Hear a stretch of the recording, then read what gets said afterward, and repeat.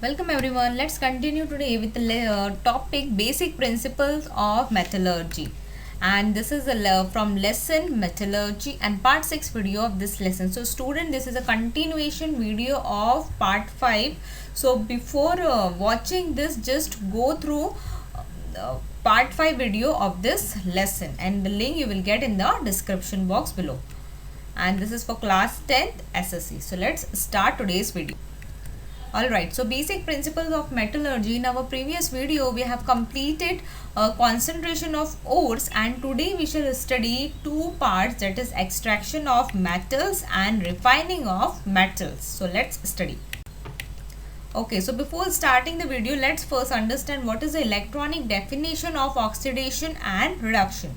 So students, oxidation means loss of electron and reduction means gain or absorbing of an electron from particular substances or atom. Okay, now here let's understand the oxidation by means of reaction. So here from sodium, when sodium will lose one electron, so it will become Na plus cation, that is Na plus. Okay, and reduction, here we have example of a chlorine. So when chlorine will absorb one electron, it will become negatively charged anion.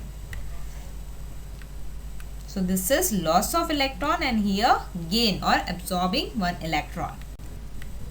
Alright, now let's study about extraction of metals. So in extraction of metal also we have different steps, like extraction of reactive metals and extraction of moderately reactive metals, and C part is the extraction of less reactive metals. So we are going to study the extraction of metal in the extraction of these three types of metals on the basis of their reactivity. Okay, so as you all know that as we move from top to bottom, the reactivity of metal is decreasing. Alright, now let's first study the extraction of reactive metals. Alright, so here student, we have seen the potassium, sodium, and calcium, magnesium, aluminium, and the metals at the top of the reactivity series are highly reactive, and their reactivity decreases down the series. That means from top to bottom, as we move from top to bottom, the reactivity will decreases. And for example, potassium, sodium, aluminium, calcium, magnesium are highly reactive metals, and reactive metals have large capacity to form cations, that is positively charged ion, by losing the electrons in their outermost shell. So here alongside you can observe the aluminium atom. Okay, so in aluminium, last shell of the aluminium, there is one electron, so it will easily lose one electron and it will form positively charged cation, that is Al plus. Alright, and reactive metals react vigorously. They will react vigorously. Okay. Alright, so for example, reactive metals react vigorously with dilute acid to give hydrogen gas. Now here is a reaction of this, that is zinc will react with a dilute sulfuric acid, so it will form the zinc sulfate or metal sulfates, and here hydrogen gas is liberated or releases. And highly reactive metals burn by reacting with oxygen from air at room temperature, and their extraction has to be done by electrolytic reduction. That means by passing of electricity, their extraction can be easily done. And for example, the metals sodium, calcium, and magnesium are obtained by electrolysis of their molten chloride salts. Okay, and in this process, the metal is deposited on the cathode while fluorine gas is liberated at the anode. So alongside you can observe the diagram of electrolytic reduction. So when the metal is extracted from the electrolytic reduction, what happened? The chlorine gas will be deposited on the anode, and the sodium or the metal, it will deposited on the cathode, and the cathode reaction will be like Na plus, and sodium will absorb one electron and it will form sodium by reduction. And the anodic reduction, at the anode is chlorine will lose electron. Okay, chlorine will lose electron and it will form Cl2, that is chlorine gas, by means of oxidation. So these two are the reaction at cathode and anode, that is reduction as well as oxidation. Okay, now we are going to study how aluminium is obtained by electrolytic reduction of aluminium oxide in the ore bauxite. So aluminium oxide can be extracted from the ore bauxite. And here it is aluminium. The atomic number of aluminium is 13 and electronic configuration is 283. That means in the last shell, outermost shell of the aluminium, there are 3 electrons. And the valency of aluminium is 3. Okay, so last shell there are 3 electrons. Alright, so aluminium being reactive metal does not occur in nature in free state, and aluminium is a third highly abundant element in the earth crust after oxygen and silicon. So student, you can clearly observe that percentage of oxygen in the earth crust is 46.4% and silicon is 28.2%, and after these two, aluminium is present third places. Okay, that is 8.32% of aluminium is there in the earth crust. And aluminium is extracted from its ore, that is bauxite, that is formula is Al2O3 and n numbers of water. N numbers, that means any number, 5, 6, any numbers. Okay, and bauxite contains 30% to 70% of Al2O3, that is aluminium oxide, and remaining part is gangue. Now what is a gangue? This is an impurity present in the ore bauxite, and it is made up of a sand, silica, iron oxide, etc. And there are 2 steps in the extraction of aluminium, out of which first is the concentration of a bauxite ore and second is the electrolytic reduction of the aluminium. So these are the 2 steps in the extraction of aluminium. So let's study one by one. Okay, so first is the concentration of a bauxite ore. Now student, bauxite is the main ore of the aluminium. That means aluminium is extracted from the bauxite only. And silica, that is SiO2, and ferric oxide, that is Fe2O3, and titanium oxide, that is TiO2, are the impurities present in the bauxite ore. And separation of these impurities is done by leaching process using either Bayer's method or Hall's method. So these two are the methods by which the impurities can be removed from the bauxite ore. These methods are Bayer's process and Hall's process. And in both these methods, finally the concentrated alumina is obtained by the calcination. And what is calcination? So calcination is a process of converting ore into an oxide by heating it at higher temperature. Okay, now let's first study the Bayer's process. So in the Bayer's process, the ore is first ground in a ball mill, and then it is leached by heating with a concentrated solution of a caustic soda. And caustic soda means sodium hydroxide, that is NaOH, at 140 to 150 degrees Celsius under high pressure for 2 to 8 hours in the digester. So this is a digester in which the this is a digester in which it is heating with a concentrated NaOH at temperature 140 to 150 degrees Celsius. And aluminium oxide, that is Al2O3, being amphoteric in nature, it reacts with the aqueous solution of sodium hydroxide, that is NaOH, to form water soluble sodium aluminate. Now amphoteric, that means aluminium oxide can react acid as well as base. So this means that bauxite is leached by sodium hydroxide solution, and the reaction is shown like this, that is Al2O3 went from H2O plus it will react with sodium hydroxide and it will form sodium aluminate plus water, or water is releases during the reaction. And the iron oxide in the gangue, again I am repeating, gangue is the impurity present in the bauxite ore. So the iron oxide in the gangue does not dissolve in aqueous sodium hydroxide and it is separated by filtration. However, silica in the gangue dissolve in the aqueous sodium hydroxide to form sodium silicate. And aqueous sodium aluminate is diluted by putting in water and cooled to 50 degrees Celsius temperature, and this results in precipitation of aluminium hydroxide. So here the aluminium hydroxide has been prepared, has been formed. And after forming the aluminium hydroxide, it is the alumina, that is Al2O3, has been obtained by the process of calcination. And the reaction of sodium aluminate is NaAlO2, that is sodium aluminate plus water. It will be gives us sodium hydroxide plus aluminium hydroxide, that is AlOH thrice. Okay, now next process is the Hall's process. So in the Hall's process, the ore is powdered and then leached by heating with the aqueous sodium carbonate in the digester to form water soluble sodium aluminate. And then the insoluble impurities are filtered out. That means after dissolving all the impurities which are insoluble, they can be easily filtered out. And the filtrate is warmed and neutralized by passing the carbon dioxide, that is CO2 gas, through it. And this results in the precipitation of aluminium hydroxide.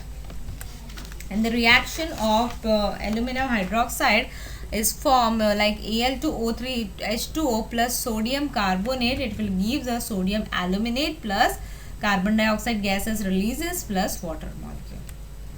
So this is the sodium aluminate and carbon dioxide gases releases. And then sodium hydroxide plus water and carbon dioxide gases pass. So what will achieve? Aluminium hydroxide can be obtained plus sodium carbonates, that is Na2CO3. And the precipitate of aluminium hydroxide obtained in both, that is Bayer's and Hall's process, is filtered, washed, dried and then calcined by heating at 100 degrees Celsius to obtain alumina. Now again I am repeating what is calcination. It is a process of converting ore into an oxide by heating it at higher temperature, that is 100,000 degrees Celsius temperature. And the reaction of obtaining the alumina is AlOH thrice, that is aluminum hydroxide. After heating it, it will form alumina plus water. So this is a Hall's process and Bayer's process. Okay, now next method is electrolytic reduction of alumina, that is Al2O3. Sorry. So in this method, electrolysis of molten mixture of alumina, that is melting point greater than 2000 degrees centigrade, is done in a steel tank. So here the this diagram of a extraction of aluminium by electrolytic reduction. So here the tank has a graphite lining on the inner side and this lining does the work of a cathode. So you can observe the graphite lining work as a cathode. And a set of graphite rods dipped in the molten electrolyte worked as a anode. So you can observe the 3 anode graphite rod worked as a anode. And cryolite, that is Na3AlF6 and fluorspar, that is CaF2, are added in the mixture to lower its melting point up to 1000 degree centigrade. So here the mixture of aluminium, cryolite and fluorspars can be achieved. And aluminium is deposited on the cathode on passing the electric current. You can observe in the diagram, aluminium is deposited on the cathode. Okay. And molten aluminium, being heavier than the electrolyte, is collected at the bottom of the tank and it is taken out from there from time to time, and oxygen gas is liberated at the anode. And anode means graphite rods. Okay, and the electrode reaction can be shown as below. That is, at anode the reaction O2 minus it will lose electron. That means oxygen will lose 4 electron and it will convert it into O2 oxygen gas plus 4 electron. That means this is a reaction, oxidation type of a reaction. And at cathode the reaction will be Al3 plus. That means aluminium will absorb or gain 3 electron and it will convert it into the aluminium, and this is a reduction type of a reaction. It will absorb 3 electron. And the liberated oxygen reacts with the anode to form carbon dioxide gas, and the anode have to be changed from time to time as they get oxidized during the electrolysis of alumina. Okay, now next is the extraction of moderately reactive metals. Okay, So the metals in the middle of the reactivity series such as iron, zinc, lead, copper are moderately reactive metals, and usually they occur in the form of their sulfide, that is as metal sulfide salts, or carbonate, that is CO3, metal carbonate. And it is easier to obtain metals from their oxides rather than sulfides or carbonates, and therefore the sulfides ore are strongly heated in air to transform them into oxide, and this transformation of ore into their oxide is called as a roasting method.